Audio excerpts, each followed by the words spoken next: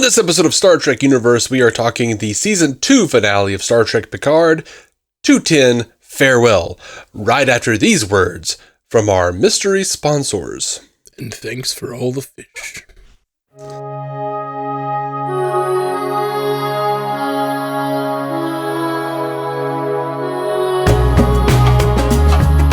Welcome to Star Trek Universe, the podcast where you get to listen in on the continuing Star Trek conversation two lifelong friends have been having since they were 6 years old. My name is Matthew Carroll. And I am David C. Robertson. David? Yes. C. Ah, you used the native tongue of Rios. Was that a fond farewell? No. In your fond hello? It wasn't a fond farewell. I thought he largely brought nothing to the table this season, and I'm happy to see him go. I am incredibly upset to see him go. I agree, he brought I enjoyed what he did this season. I enjoyed it. But, I had so much bigger ideas for Rios. Yeah? You had plans? Yeah, I had big plans. I really like Rios. You had designs. I love Rios. I think he's a great character. Uh-huh. He is fascinating from the moment he's on screen with that fucking blade sticking out of his shoulder. And I want more of Rios, and I like him psychologically. He's the character I think I like most of the new characters. Mostly because of my rampant sexism.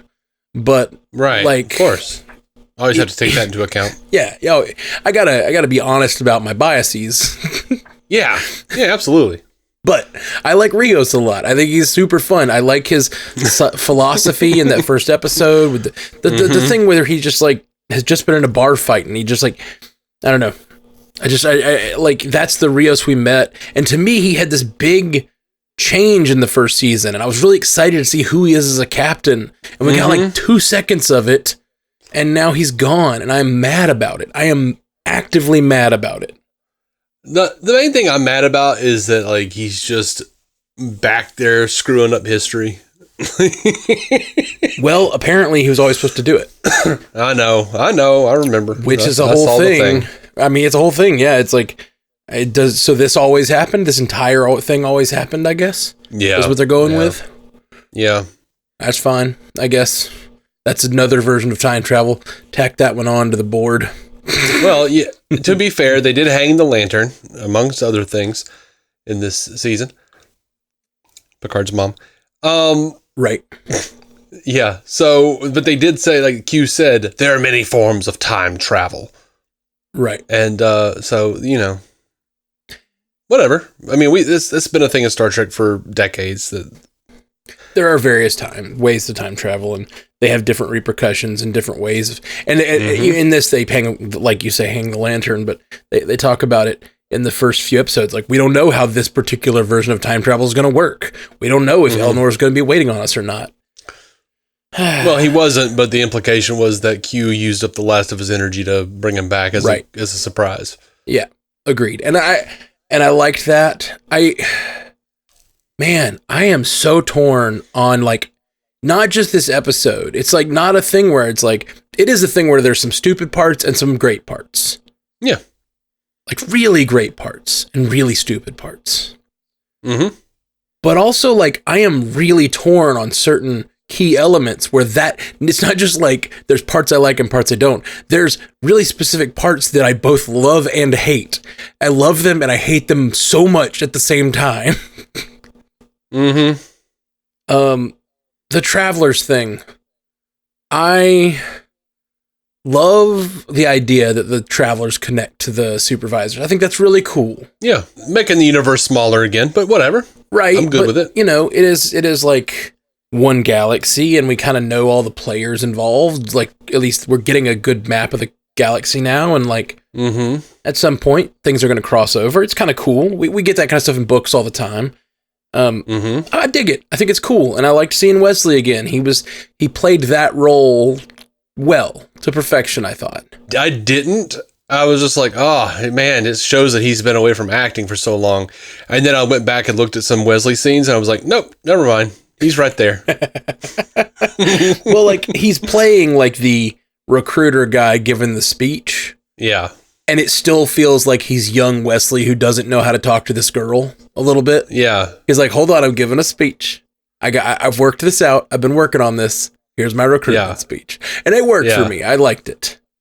Yeah, it was fine. But the idea that there's a all-powerful, benevolent force guiding the galaxy out there in like in a direction so there can never be a thread that pulls too far out, kind of removes all galactic stakes ever, right? I didn't think about that, but that's really funny. Like, they literally created God twice in this episode. One is a dying God that is like personally invested in Picard's life. And like they created like the God of like, you know, personally like, I care about you and I'm going to make sure you specifically, Picard, your life turns out the way you need it to. Or the way, a positive way for you specifically. Not just, and I loved it. I loved that moment between Q and Picard. I absolutely love it. And I also just hate the like weird theism of it all. Well, you know, I think that's just a personal thing for you because, Agreed. Look, saying that like the Travelers employing the supervisors and maintaining this universe is, I don't think it's really creating it might be creating a sort of a godlike force almost, but there's nothing to say that they can't spin it off and we can see their own issues that they, have doing all this. Like, let's do more Assignment Earth or Assignment whatever. Could be really cool. Could be really cool, but I don't think that creates a situation where there are no stakes. The Star Trek writers themselves are doing that. But just the existence of that doesn't mean that, because, you could watch a show, favorite character die, and you're like, why did that happen? Meant to be. Like, that was what was supposed to happen in the timeline. Yeah. So, nothing has changed. Sure. I agree, but it's like any kind of galactic threat for the rest of time, I'm going to look at and go like, well, of course the Travelers could just show up and fix this. Like, it literally creates a race of beings that you're like, why isn't God taking care of this for us? I just don't like, there were just two major things this episode that felt like they were like, I don't know, antithetical to the idea, the hopeful nature of Star Trek that is like, we will charge forward, the human race, we will get better, we will achieve, and it was like, Picard can't even deal with his personal issues without a god-like creature coming in and rearranging all of time so that he can deal with his personal issues, and then apparently the entire galaxy is being sculpted by this race of travelers. Once again, as Q pointed out, he did not move around time. Picard chose to go back in time. Right. That was Picard's choice. Like, he just wound up in an alternate reality. Did Q put him in the alternate reality? Why did he get in the alternate reality to begin with? He was in the alternate reality to begin with because when he blew up the Borg, he stopped the whole bit of him going back in time. And changed the future. They had to go back in time for the correct time to happen. I think that's what they're thinking they're doing. They did. But how can they go back in time if they never enter the alternate reality? All Q did was put them into their alternate selves that would exist because Picard blew everybody up.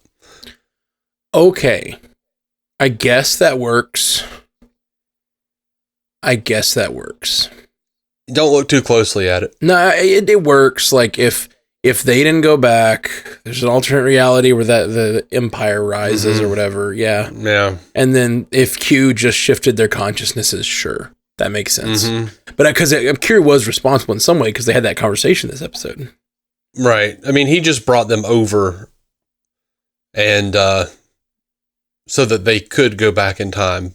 He didn't tell them to. That was Picard's choice, but that's what was supposed to happen. Sure. But then it comes to the, and I know it's time travel. Don't look too closely at it. But that's one of my favorite things to do is to look too closely at time travel. I know. I'm saying that just because they didn't do a good job. I don't think. Yeah. Well, the problem is, then why in the original timeline? Like, There's no reason for this to happen in any other way. And I guess that's what we could look at it as. It's a closed loop, which works. It's like the closed loop of this always happened. And that's fine. There's nothing wrong with that. And Q moving their consciousness over there was just a part of him helping them see their past, or helping him get past his past, which was beautiful, which was fucking beautiful. The idea that Q cares about Picard that much. I did get lightly choked up at that. Yes. Oh, I got really choked up. And then the other part the thing that really made me weep was him saying, well, it's now time to leave. And he says, but not alone. And then he hugs him, man. It's like, isn't that the point of all this? Yeah. Yeah, that was good. That was all good stuff. Isn't that the point of this? Almost made it a little too cynical for me. Although I don't think it is. That's for Q. It's Q. I both think this makes it aromantic, but also I think this is how life works. Mm-hmm. People do good things because they want to be the type of people people want to be around. That's basically my thesis on morality. It's like we work best in community. So like we work best when we're in a group of people. So we need to be people that other people want to be around. We want to be the person who doesn't get pushed out of the community, excommunicated.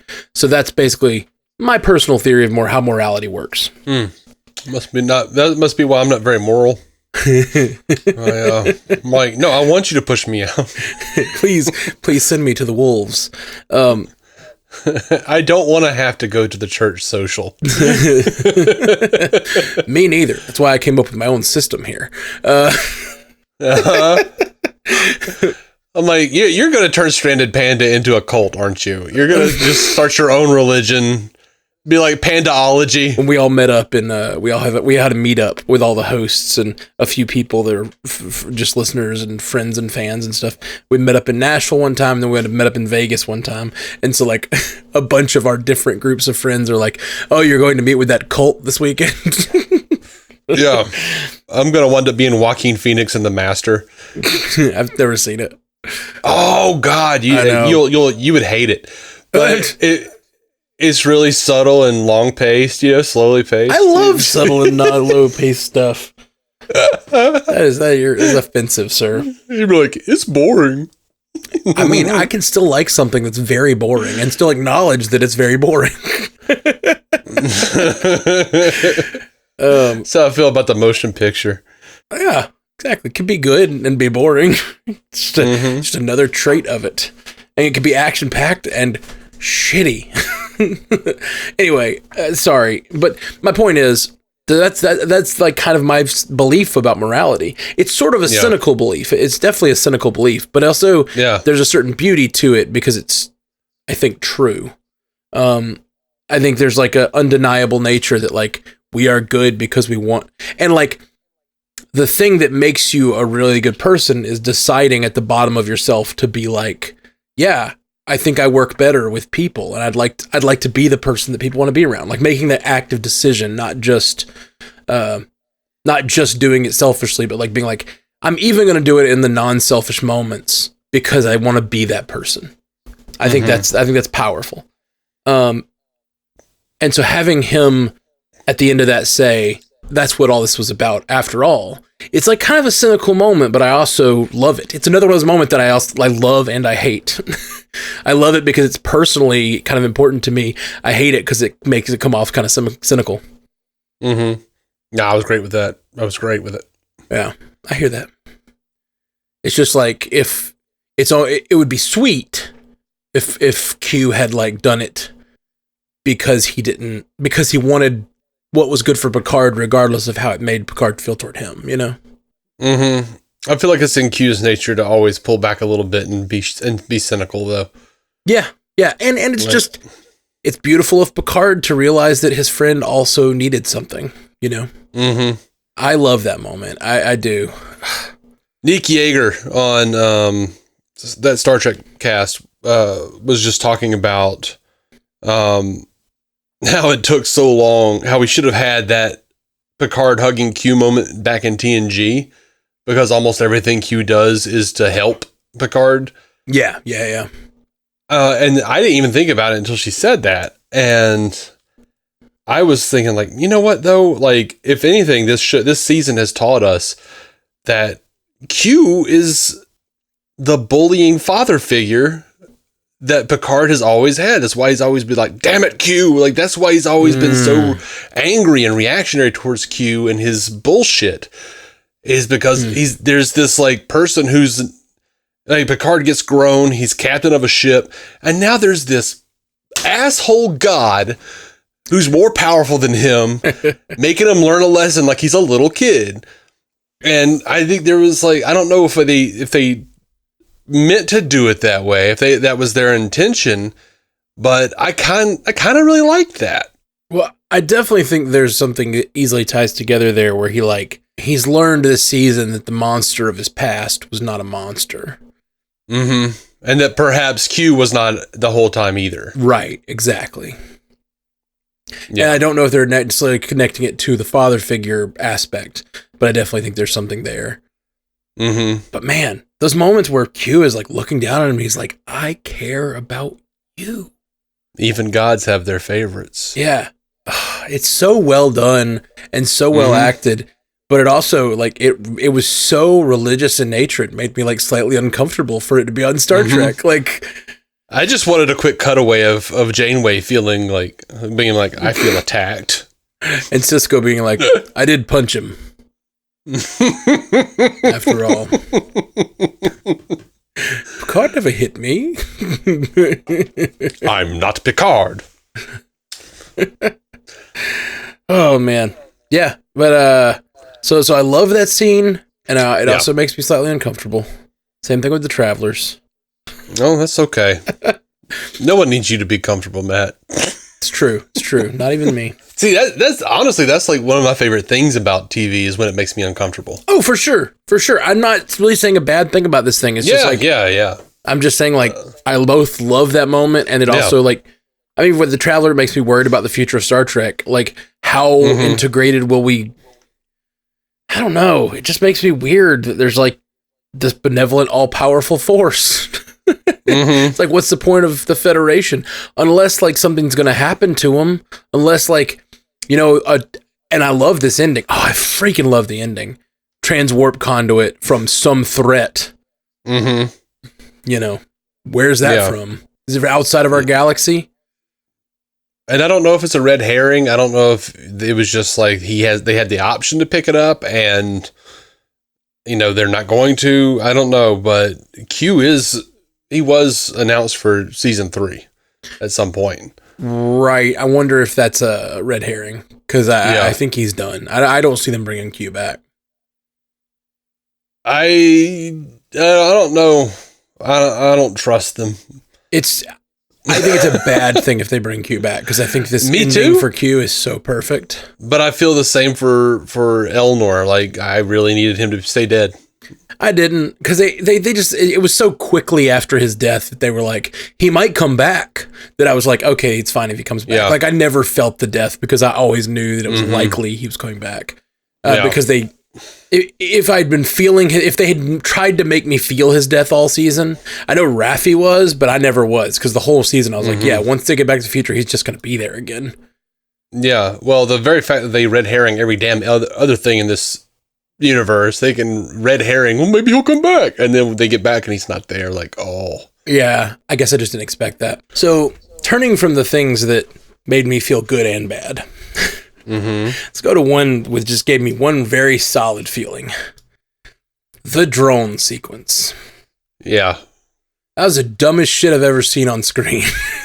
Was it? Even dumber than them transporting the thing into Spock's eye in Strange New Worlds? Nope, it wasn't as bad as that. But a number of things about it annoyed the crap out of me. I realized it was a thing to give Rios something to do this on his final episode. It was the worst. I hated it. I know Rios is a captain, but I don't really know him as, like, the best pilot in the fleet or something. Like, I don't know. It just... Blah. Like, it was just an action sequence for action sequence sake in the middle of the show. And the thing about it is, so Soong is trying to hide the fact that there's a he has these two methods of destroying the Europa mission. And he left a recording of him talking about the drones. Mm-hmm. So that when they got there, they'd be fooled for 30 seconds and then realize there were drones? Like, what is that plan? Bad? Dumb? It's so dumb. It very much felt like, yes, we were trying to make sure that Rios had something to do. Yeah, 100%. He needed to get a victory, a win this episode.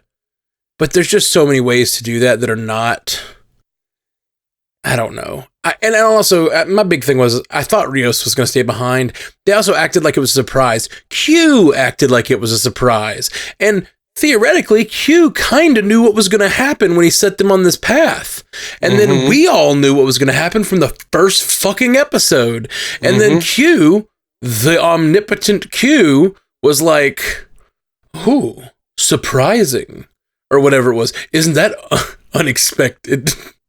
It's like, no, that just sounded like sarcasm to me. But it didn't. He did not play it like sarcasm. Also, he acted like he didn't play it like sarcasm because he went unexpected, and then he went to thinking because then that's when he decided to bring Elnor back. He was like, with that extra energy, I could do. It's like he was working it out in the moment. Oh yeah, I don't think Q would need to work things out that slowly in the moment. I feel like that was like theatrics for everyone around. Like, I didn't think it played that way, but I hear you. I wish that was it. I mean, that's the way I saw it when I watched it, but believe me, you know me, I pick shit apart. No, yeah, I hear you. I just didn't see it that way. Yeah, so that whole sequence bothered me. But then Rios getting left behind, I was like, oh, cool, we've talked about the idea of like maybe he'll be a supervisor, or maybe they'll spin him off and do something cool or whatever. But then they get back to the future and they're just like, by the way, he's dead. And it's like, okay. Yeah. That really disappointed me because I wanted more from Rios.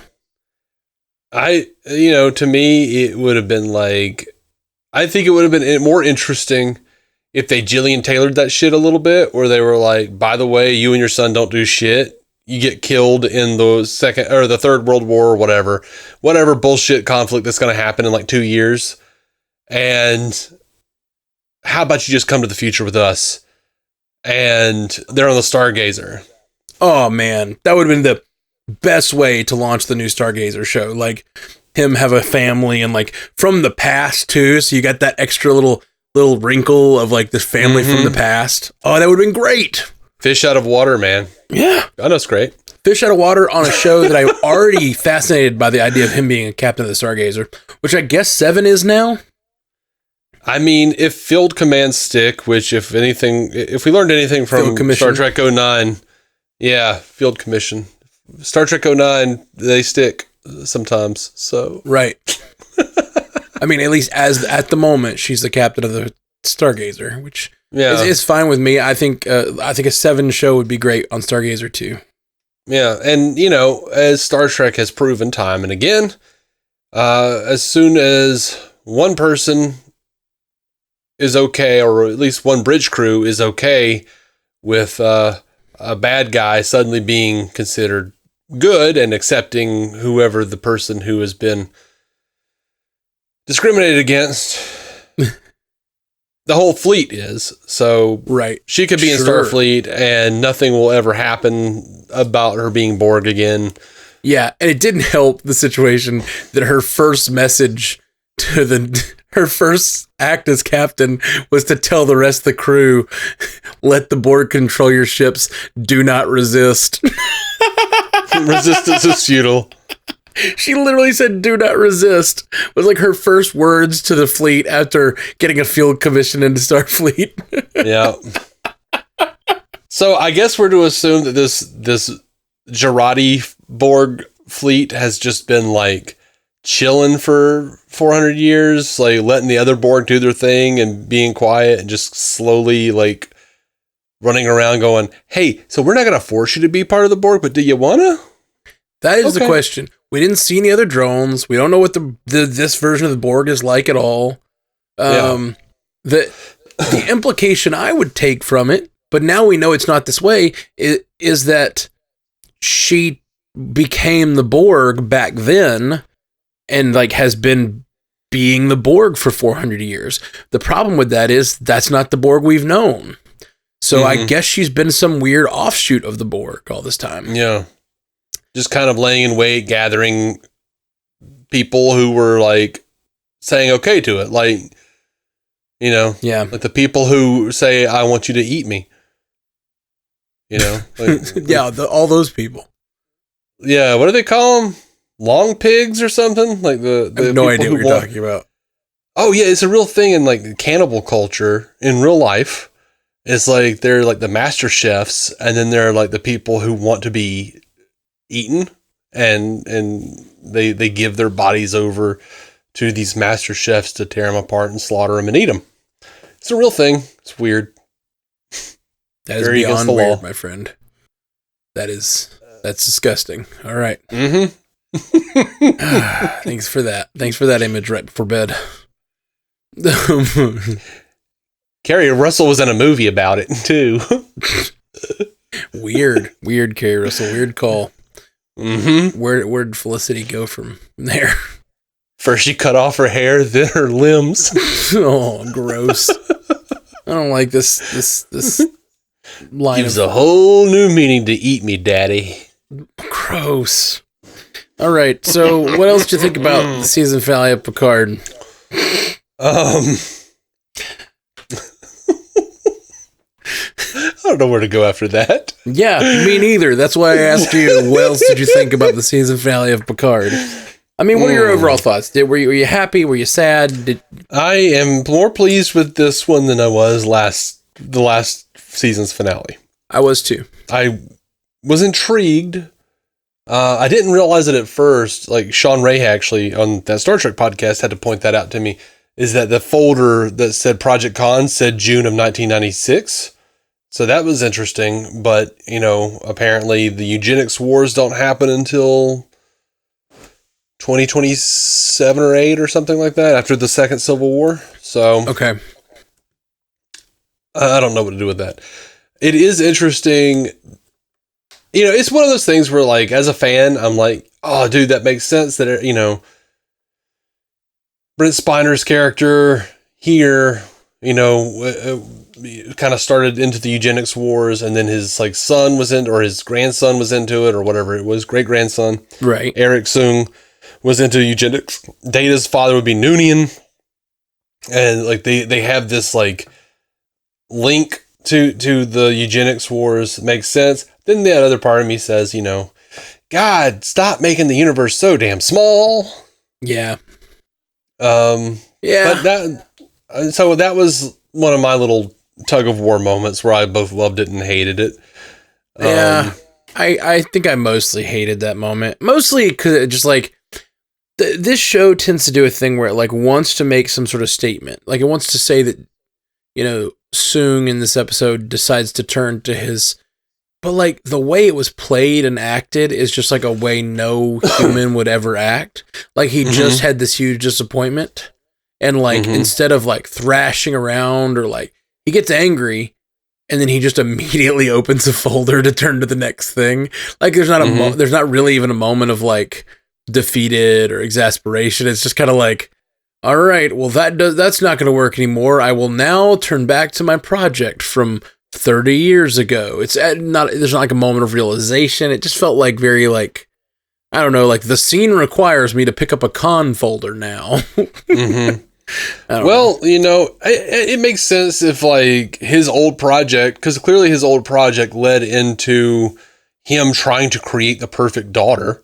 Right. So like genetically engineering these girls. Yeah. So, you know, she destroys everything on his computer, which happened way too quickly and I didn't really buy. But whatever. Dude doesn't have backups. Right. I don't get it, but okay. I have multiple backups in different cities. Like, why doesn't he? Yeah. But if Elon Spiner is going to look at his computer and say, I have nothing here anymore. It's like there's like this like weird like sociopathic thing where you're just like, oh, you're going to cut me off here? How about this? Boom. I got these old files, hard copy, bitch. I could pick up my work from right here. Yeah. Knowing that he will start the eventual final eugenics war. Yeah, I get it. It felt very forced, is all I'm saying. It did feel forced. I will agree with you there. That's all I'm getting at. Yeah, but overall, I mean, I liked the Seven and Raffi stuff. Seven and Raffi stuff still feels forced to me. Like it felt like, I've only seen them fight, and now it's just like that's the case.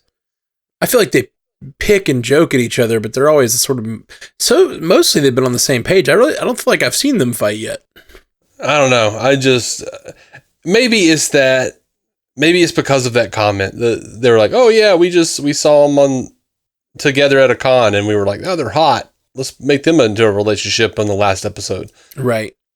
Like maybe it's just that it just feels gross to me and weird. Yeah, I get that. I definitely get that. But I think so far what they've done on the show this season, actually giving them a chance to breathe and like be together the entire season and actually have a relationship, because I legit didn't even remember them ever speaking in the first season. Right. I think the actresses did a great job. I buy the relationship. I really do buy them. So I really liked it. I did. Okay. But I don't know. Yeah. They just never felt like they had that, like a romantic chemistry. They, especially like in this season, it just felt like they were kind of it felt like they used to be, and now they like kind of hate each other. Even when they, there's still that bit of like what made them think they could have worked, but I don't know. I didn't feel like the kiss was earned. It just felt weird to me. Yeah. I really liked all the Talon stuff. I know you were like, well, he could have saved Talon. I liked that she died. I like that she always dies. I like that she got a chance to talk to Renee, and that whole sequence was really good for me. I don't know. Her dying and watching the plane go off was pretty beautiful. That part of me is like, okay, but then I didn't feel like I got enough of her in the first place to care that she died. If that makes any sense. Like, so as much as I've complained about it this season, I do think that her being played by the same actress gave me a lot of affection for her to begin with. That I was just like, oh, it made me see her through Picard's eyes, which is like, he loves this girl. That's interesting. He put a lot on her. But I hear you. We didn't get a lot of her. The one thing we did know is how much she cared about Renee. And so like seeing it play out that way and seeing her die for Renee was like dying as Renee.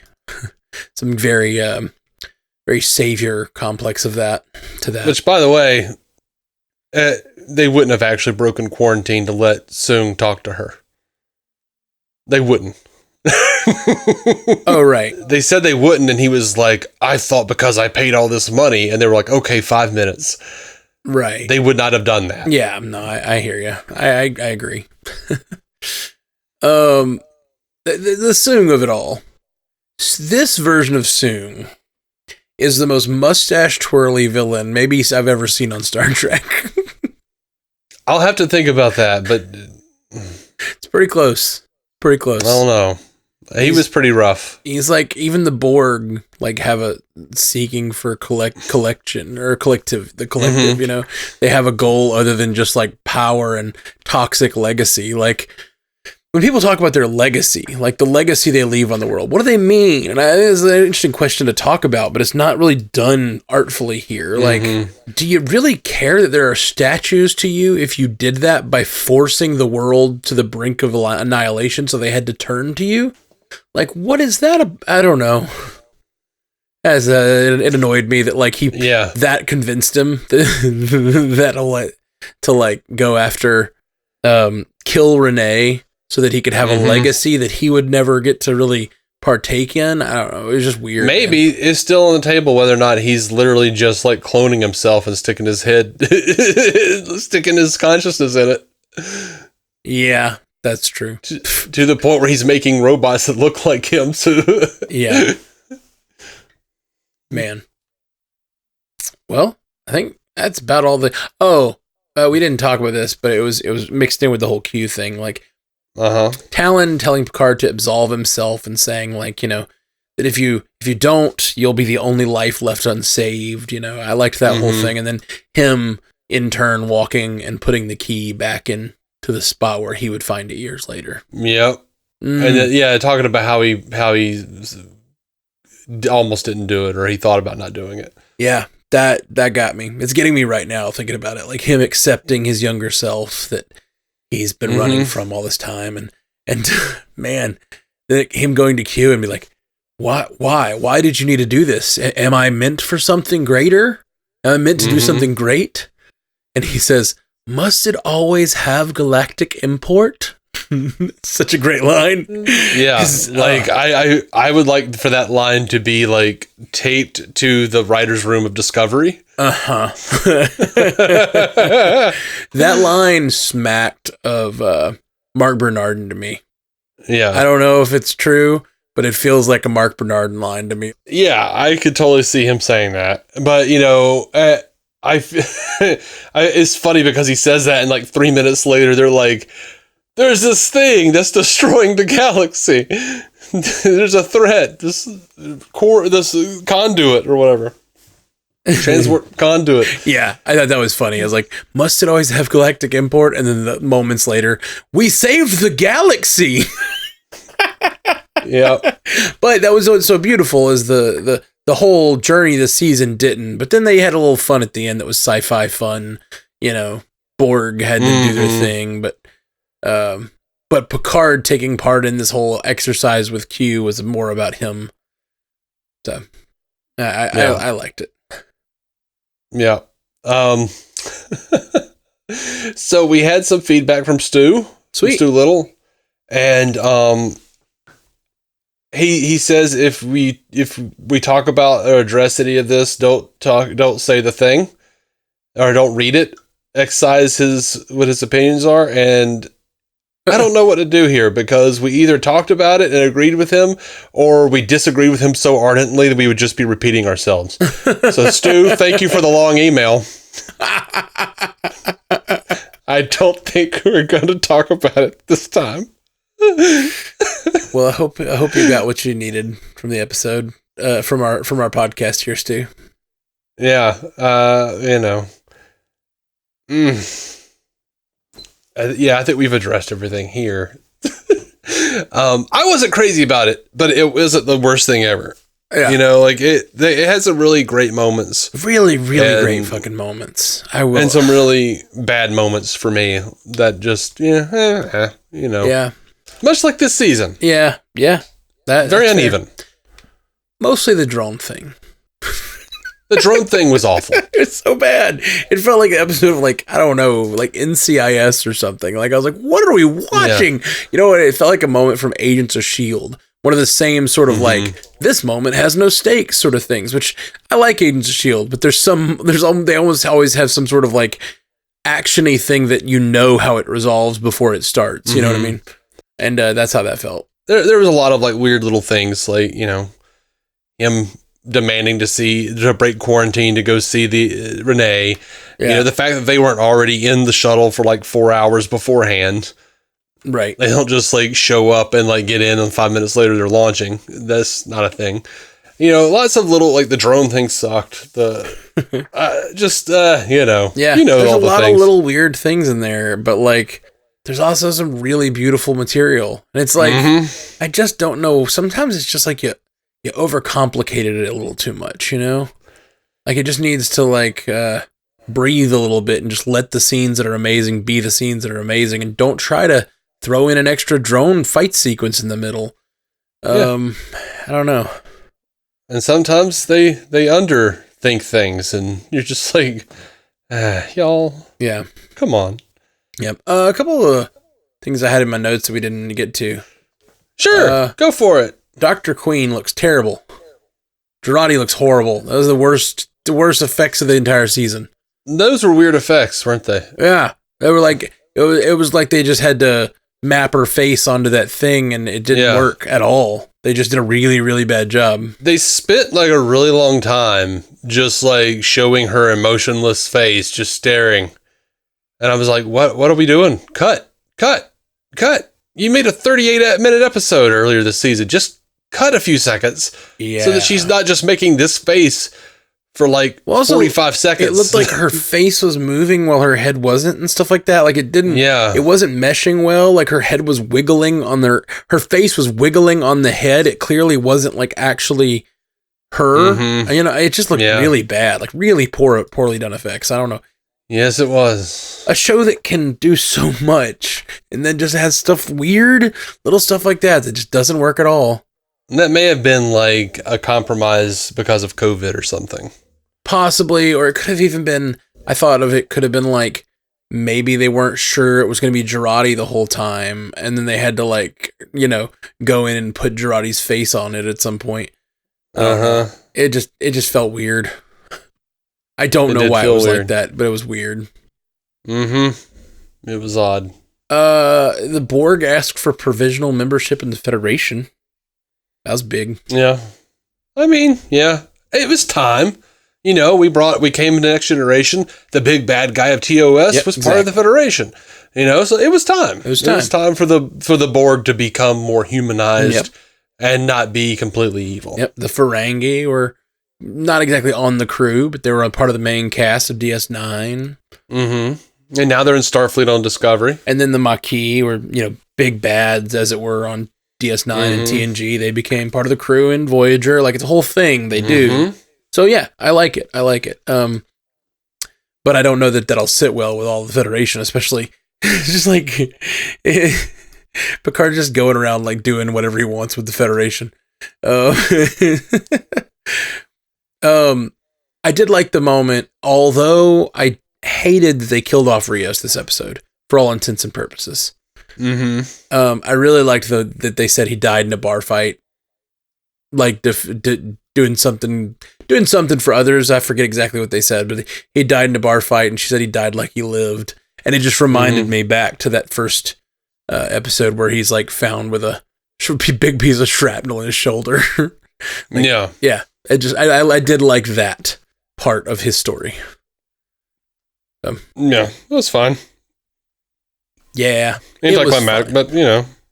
Yeah, for sure. I just wanted more Rios. I just wasn't ready to give up Rios. Yeah, I felt like they just sort of, he wasn't, you know, I thought he had found his place on Stargazer. Yeah, me too. Because like I never fit. I was living on a ship by myself, with 5 holographic versions of myself, and like he says all that, and then I was just thinking like, no, you weren't. You like had gotten past that. That was your arc of the first season, and now you were the captain of the Stargazer, and you had like resolved yourself, your like weird philosophy about life and being a captain again. It was great. I loved where you were when you left the future. And then he's like, but I'd never had a family, and then I found all of you, and you were my family, and now I have to leave. Like, I don't understand. Because I want to tap this ass over here. Oh. And maybe play catch with this kid before the world ends in 2 years. Oh, yeah, that's true. The world's going to go to shit real soon. Yeah. That's what I'm saying, man. Yep, that's a bummer. But the kid can't leave because the kid is supposed to do the thing to cure all the things. Yeah, once. I did like that. Yeah. His Auntie Renee. I liked all of that. None of that, Rios didn't need to be there for that. No. For the show, for the show. Yeah. Okay, well, any other thoughts here? I don't think I have any more actual thoughts. At least until after we record and I go, damn it! Yeah, for sure. There's always those. I do hope we get more Wesley. Yeah, I do too. I would love a Traveler spinoff show that dealt with like assignment Earth shit. Yeah. Like, That does sound really love fun. to see that. Like they could showcase every bit of every canon.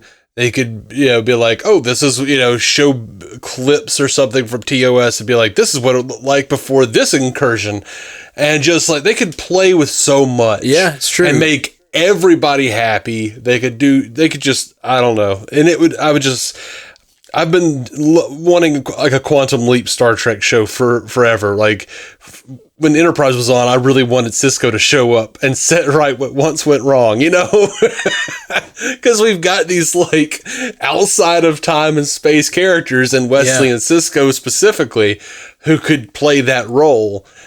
And it was just like, I love time travel stories. So when they're done well, I love time travel stories when they're done well too.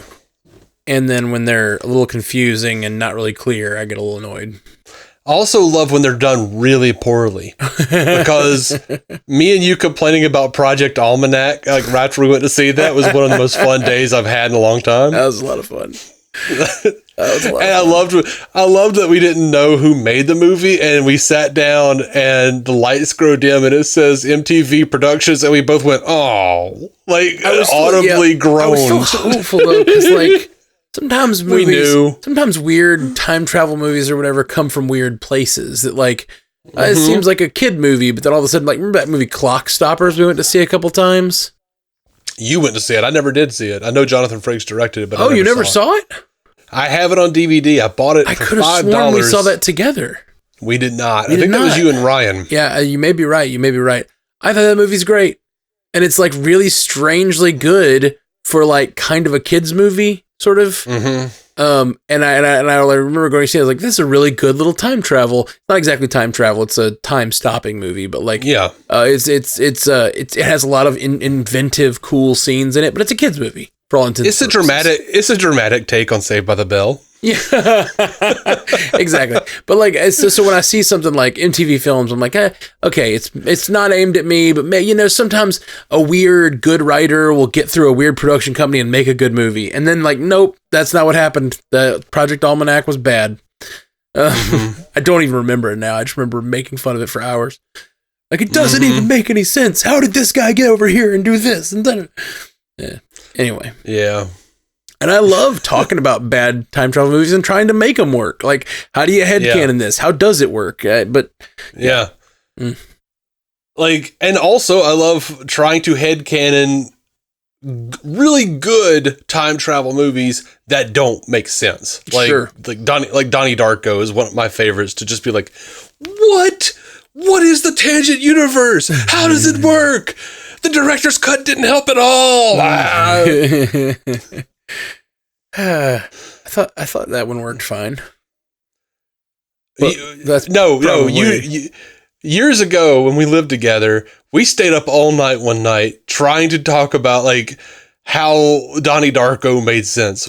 We watched the theatrical, we watched the director's cut, and every time we had a solution to how it worked, we came up with, one of us would realize some other little piece of the puzzle that like voided that. Like, it was maddening and a lot of fun. Yeah, that's fun. Well, either way, I hope they don't do time travel next season of Picard. I want them to do something in the real world. I want it to be solid. I'm interested what this big threat is.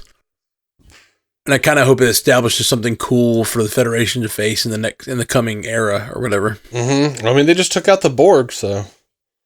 At least, I guess. I mean, according to lore, or according to how Star Trek has said, that Janeway took out the Borg, and there's just like sort of pockets of cubes or whatever. Right. And then now we're getting this other offshoot of the Borg that have been around the whole time, but we never met. So this is our first experience with Jurati Borg or whatever. Right. I kind of like that. The Jurati. Yeah, the Jurati's not a bad sci-fi name for a race. It's not. I dig it. Yeah. And I hate that Alison Pill said that she's not going to be in the next season. What? That's what she said. Like, did you see that big announcement? No, I guess not. Like, pretty much nobody's coming back. Well, that sucks. Yeah. Well, I say that, and it does. but we're going to get the whole other crew next season. And with Seven being the possible field commissioned captain of the Stargazer, it's possible we'll just get like a whole new show. I bet if that was announced, I bet in no time we'll get an announcement that we're getting a show with at least Raffi, Seven, and Elnor. I think Seven is coming back. Okay. Michelle Hurd and Jerry Ryan are confirmed to be returning, but Alison Pill has said that she will not be back. And Issa Brioni says she's not coming back. And, I mean, like, pretty much everybody else is, that's Corey or Soji, whatever. Okay. I guess that's fine. We didn't really see Soji this season anyway. No more Elnor. Oh, no more Elnor. Of course, no more Elnor, no more Rios. Yeah. But Hurd and Seven are back. Okay. That's fine. I'm bummed that Girardi and Elnor won't be back, though. Wheaton is sticking to his thing that he's not going to be part of season 3. But what's funny is I was watching this little like behind the scenes thing about Wesley coming back for this last episode. And they were like, okay, so where is Corey going to go now once she leaves Spiner?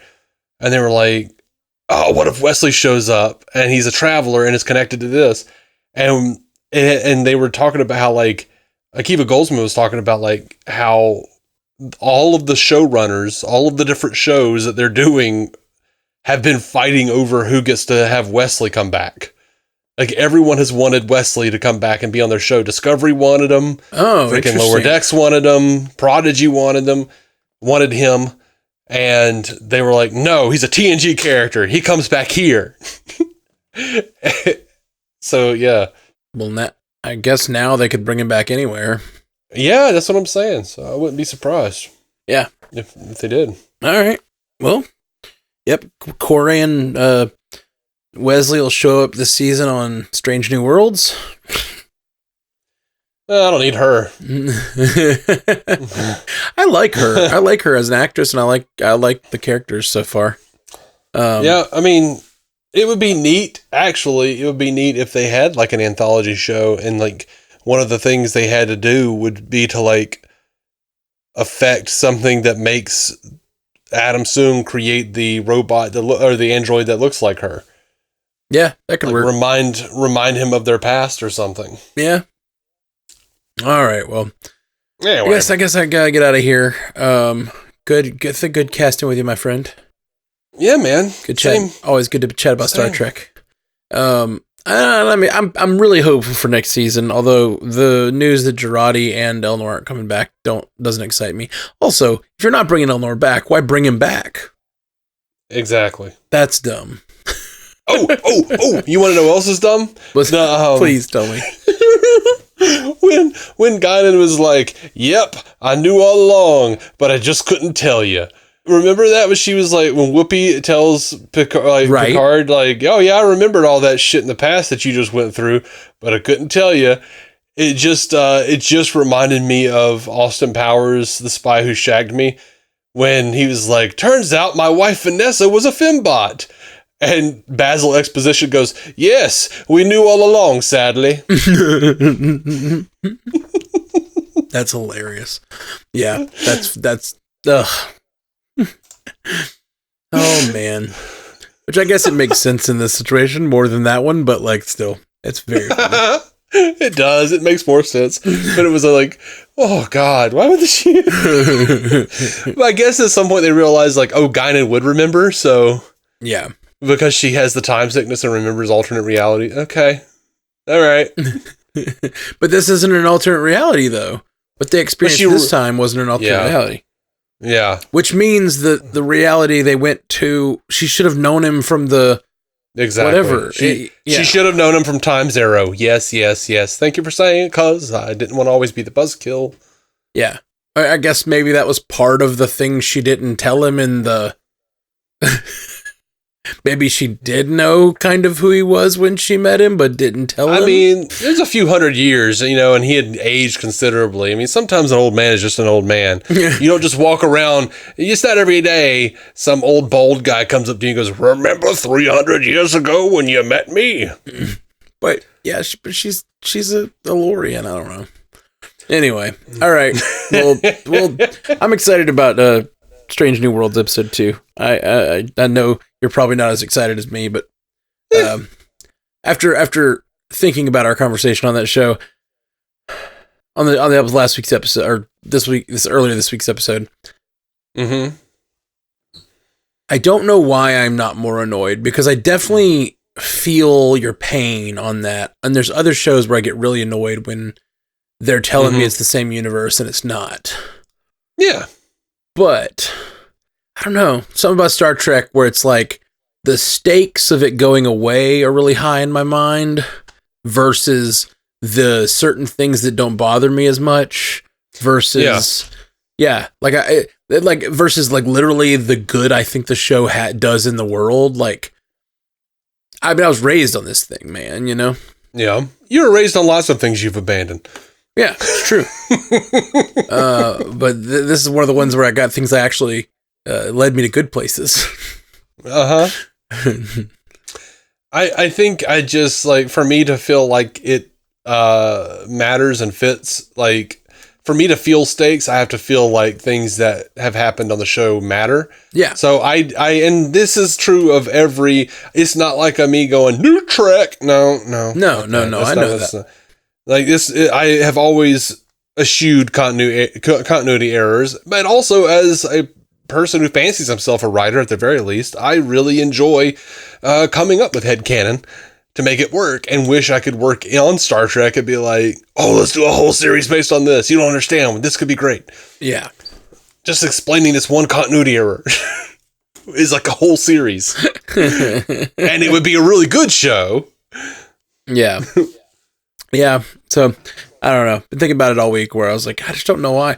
I guess like the experience of watching a show that's hopeful and that really has the people on it. Like, you know, it's like I was talking about earlier with my own philosophy on life and like trying to do what's right by others and stuff. Like, choosing the Starfleet ideal to me is very much what I like very much try to choose to be, is like the try to look beyond myself, try to see other people as valid, like that are different than me, you know, seek out new lives and new civilizations and try to, like, you know, do good in the world. And I think that's generally what Starfleet's trying to do.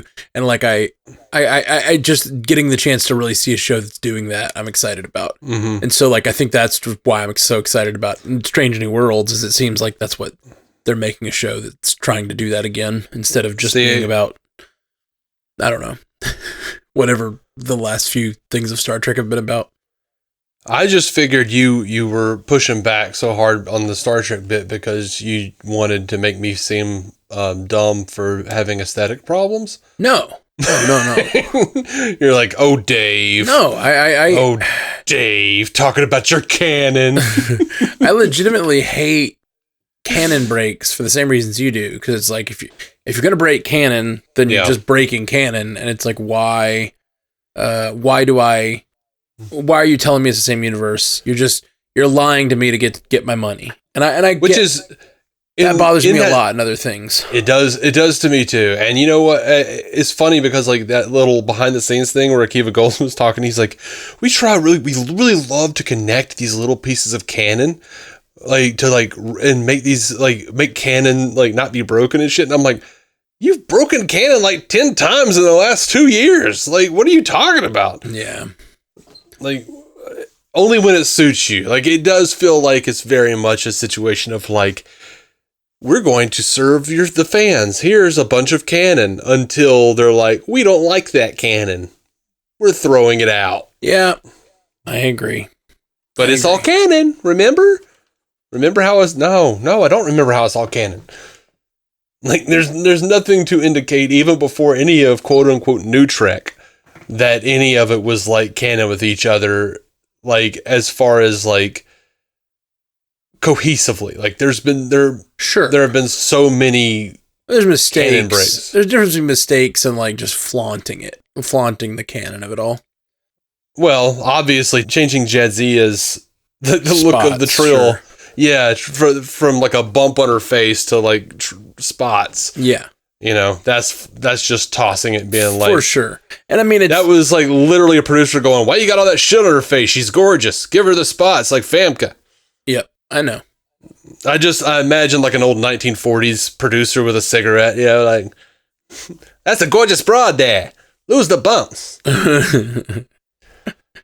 Yeah, I know. And that bothers me immensely. That one bothers me a lot. Although I also get it. Like, Jadzia is gorgeous, and I don't think she would have looked as good with big bumps on her face. But yeah, to me, that's the same thing. Is like where they're like, the Enterprise wouldn't look like that anymore. Just do it up, doll it up there, guys. I'll be in my dressing room with a hooker. I mean, potential actress. Well, yeah, those are very different to me, but I get why you feel that way.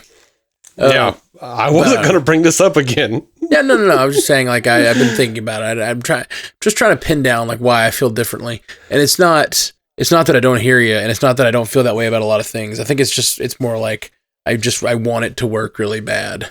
Oh, and dude. So certain things I'm willing to stretch more than you are, I guess. But partially because I feel like I need it to work. I genuinely, I was telling the folks over on that Star Trek podcast, I'll say it to you because I want to see what your thoughts are. I would love to do like a sort of a Quantum Leap type show, but have it starring Adrian Holmes as Robert April, and he meets old white Robert April from the animated series, and they're the leads. It's like two versions of the same man running around time, fixing history.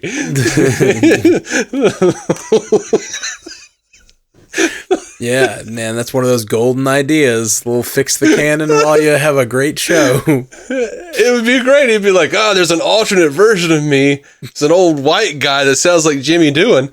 Let's go." Like, why do you look like a squished William Shatner? Huh? Because they didn't have the money to make a new version of me. That's so silly. I like it. Very good.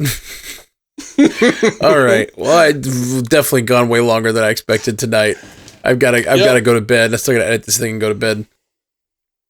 So, good talking to you guys tonight. Thanks for joining us on the Star Trek universe. My name is Matthew Carroll. Joel on True, whatever. I don't know how we end the show. Usually you forget to say Joel on True. I haven't forgotten in a long time. And then I say live long and prosper. And then sometimes we talk about Marvel for an hour. Thank you for listening to the Star Trek Universe Podcast, a Stranded Panda production. If you'd like to hear more from David C. Robertson, check out the DC On Screen podcast or maladjusted.tv for his web videos. If you'd like to hear more from Matthew Carroll, check out the Marvel Cinematic Universe podcast or listen to his music. Just search for Matthew Carroll anywhere you get music.